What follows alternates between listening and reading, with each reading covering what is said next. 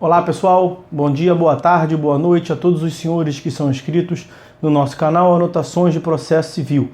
Se você ainda não é, eu sou o professor Arthur Vieira e depois que eu concluí o meu doutorado em Direito Processual, eu resolvi me dedicar a esses veículos de comunicação para que eu pudesse transmitir aos senhores conhecimento jurídico de qualidade e de forma gratuita.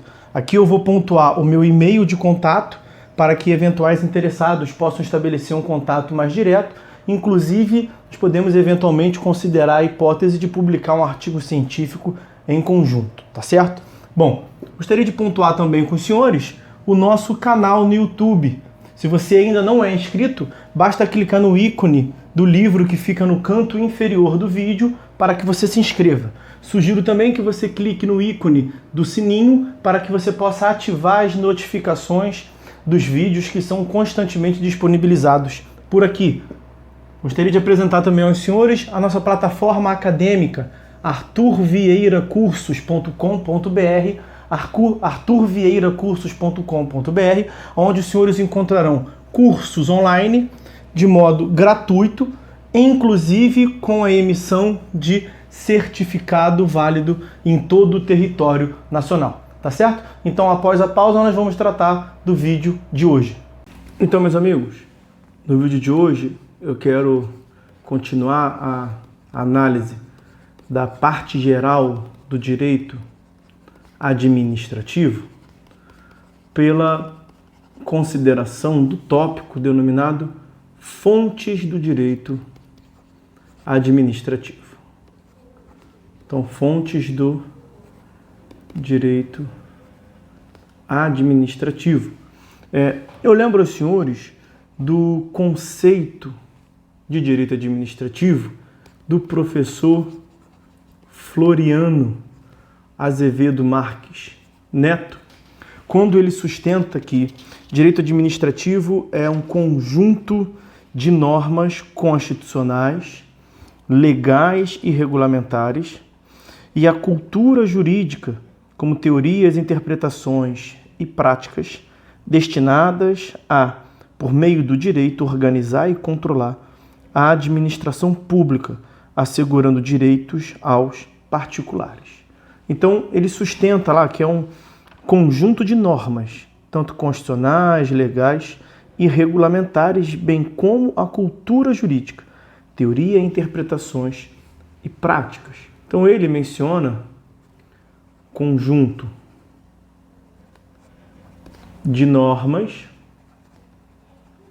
e a prática jurídica, a prática, a cultura, prática ou cultura jurídica, destinadas, portanto, a assegurar direitos e regulamentar o desempenho da atividade administrativa. Então, uma das características marcantes do direito administrativo brasileiro é justamente o fato de que não há uma codificação. Então, não há um código administrativo, um código do direito administrativo a regulamentar de um modo geral, central, a essa disciplina. Então, característica do direito brasileiro é justamente que não há uma codificação que unifique a sua regulamentação. Há, sim, uma pluralidade de fontes. Característica marcante do direito administrativo brasileiro é a pluralidade de fontes, o que acaba perdendo, depondo um pouco contra a ideia de sistematicidade. Há uma pluralidade de fontes, portanto, que gera, no mais das vezes, uma sobreposição quanto às normas jurídicas, uma sobreposição normativa. O direito administrativo, ele é tido como o direito comum do Estado.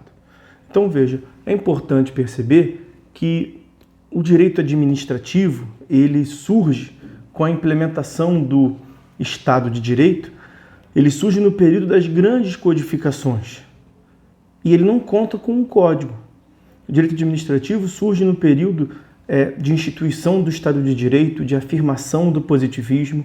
Lembrem-se na Europa do Código Prussiano, que contavam com mais de 17 mil artigos, com os diversos códigos napoleônicos que serviam para reafirmar, portanto, a autoridade ali do sistema civil, sistema ordenamento jurídico francês como um todo, que era em larga medida centrado no Código Civil napoleônico.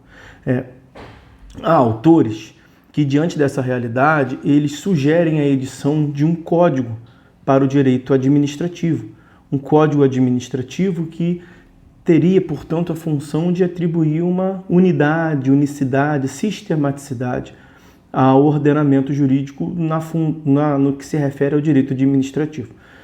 Em contrapartida, tem outros autores que, em sentido contrário, sustentam justamente ser impossível ao direito administrativo a instituição de um código central, tendo em vista que as demandas que chegam à administração, elas são dinâmicas e complexas de uma tal maneira que não é possível ao legislador acompanhar. Então, sustenta-se um descompasso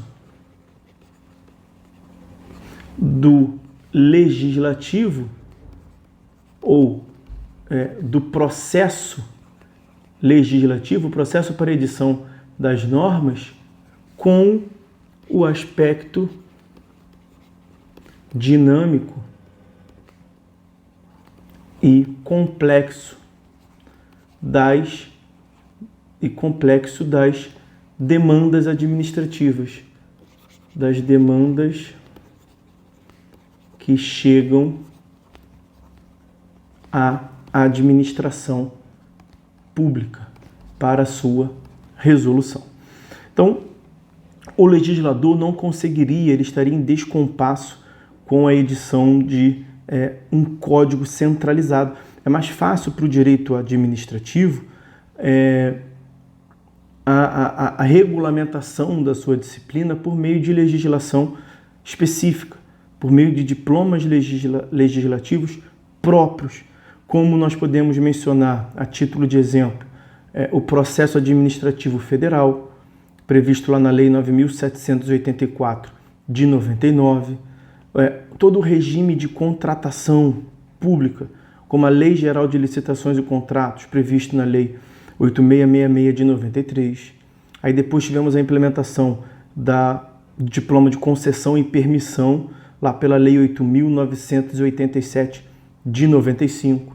Depois a implementação da parceria público-privada, a Lei da PPP, Lei 11.079 de 2004. Depois a implementação dos consórcios públicos, Lei 11.107 de 2005. E, por fim, o Estatuto da Empresa Pública das Sociedades de Economia Mista, pela recente Lei 13.303 de 2006. Então, são diversos diplomas legislativos autônomos que acabam sendo analisados em conjunto, portanto. Tá? Então, é crescente a edição de normas esparsas e, ao mesmo tempo, também a concessão de um poder normativo à administração pública, assim como a ampliação das hipóteses de discricionariedade que a administração pública vem recebendo do diploma do ordenamento legislativo. A centralidade que existe no direito administrativo, ela vem da Constituição. Então, um aspecto interessante a destacar é que a centralidade do direito administrativo encontra-se na Constituição de 1988, que prevê um estatuto jurídico, administrativo e disciplina diversos aspectos, possui um verdadeiro estatuto da administração pública. Estatuto da administração pública, especialmente ali entre os artigos 37 e 40 da Constituição Federal. Então, como nós vimos no giro democrático constitucional, evidentemente o direito administrativo foi constitucionalizado aquela perspectiva lá da constitucionalização e inclusão, né? Há quem diga até que o direito administrativo foi demasiadamente constitucionalizado, o que acaba gerando amarras à administração pública, que é muito mais difícil se alterar uma norma constitucional do que uma norma infraconstitucional. É a característica da rigidez da Constituição. Então, pelo dinamismo do direito administrativo, seria muito mais fácil disciplinar por o regramento, a disciplina do direito administrativo por legislações, por normas infraconstitucionais de caráter ordinário, para que permitisse, portanto, a alteração, quando necessário, diante do dinamismo da sociedade e das demandas que chegam à administração pública.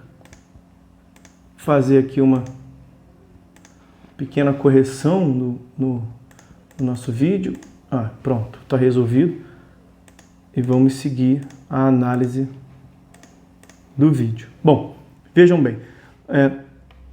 E uma das razões, portanto, também em que nós temos uma pluralidade de fontes no direito administrativo, a pluralidade do direito administrativo decorre da autonomia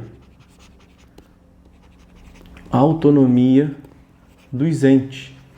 Nós temos uma União, 27 Estados-membros, mais de 5.500 municípios, e dessa autonomia decorre o poder de auto-administração e também a ideia de auto-legislação. Então, eles podem editar normas destinadas a se auto-administrar, administrar a si mesmo, e também, de igual maneira, normas no sentido de legislarem, disciplinar a vida naquele agrupamento social.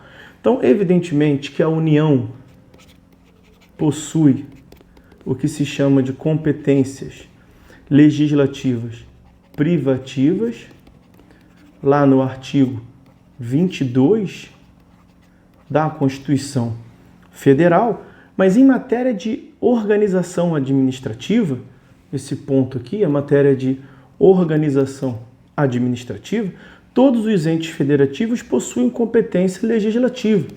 Então, para se administrarem, eles podem livremente dispor da sua legislação. Há ainda diversos níveis de juridicidade administrativa. Nós falamos quanto à previsão em ordenamento, nós podemos mencionar então, níveis de juridicidade. Nós falamos no nível constitucional, no plano legal e no plano infralegal ou regulamentar, que trata essencialmente dos decretos. E aí, nesse nível, assim, quanto ao aspecto infralegal, regulamentar, é o que mais existe do ponto de vista quantitativo. Então, do ponto de vista quantitativo, esse é o âmbito mais importante, porque visa a regulamentar a aplicação do ordenamento jurídico. Essas fontes, essas multiplicidades de fontes, então, a nível constitucional é uma só. A nível legal, Estados-membros / município. A nível infralegal, também Estados-membros e municípios. Essas normas, elas nem sempre, no mais das vezes, elas não são homogêneas, pela falta de um regime jurídico administrativo único. Há matérias em que se encontra essa certa unidade, como nós mencionamos ainda há pouco. Servidores públicos, processo administrativo, contratação pública de modo geral. Mas percebam, portanto, que da combinação desses diversos níveis de juridicidade, nível constitucional, nível legal e nível infralegal, isso em conjugação com a autonomia dos entes.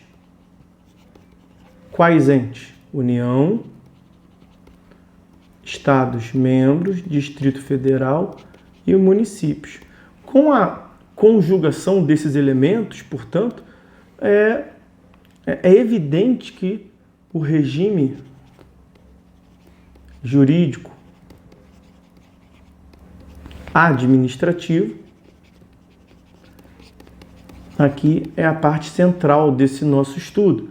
O regime jurídico administrativo não é único, não é uniformizado, não é uniforme, por conta desses elementos aqui, os diversos Estados-membros, os diversos níveis de juridicidade.